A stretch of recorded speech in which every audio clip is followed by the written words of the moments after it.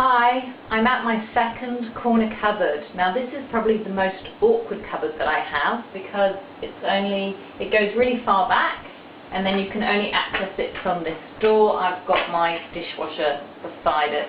So in here I keep all my large kitchen electrical equipment that I don't use very often.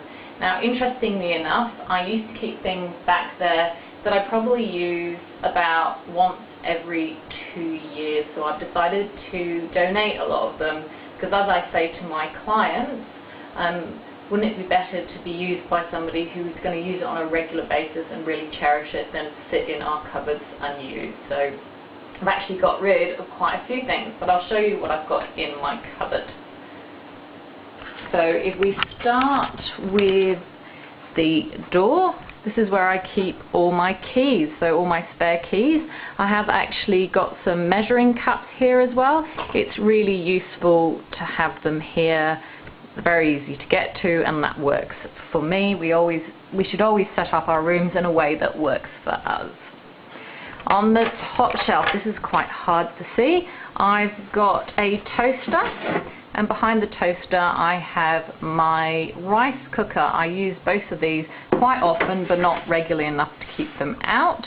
I love having my toaster on a tray in the cupboard. It's really easy to just take it out, pop it on top and use it when I need it. And this is interesting, I'm reflected in it.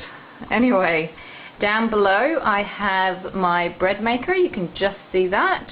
I have a sandwich maker, and then in here I've got a bar mix. Now I don't usually recommend people keep things in boxes because they become more awkward to look after, but I use this irregularly enough that it works to have it in a box. And then this is a tray.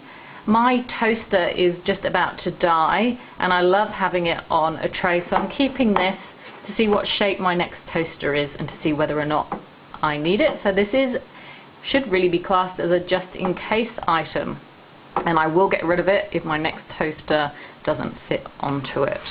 So let's have a look at what I've got rid of. So wow, look at this. I've got an electric frying pan, a juicer bits, and this is, I don't know what you would call it, like a hot plate, like a Japanese hot plate.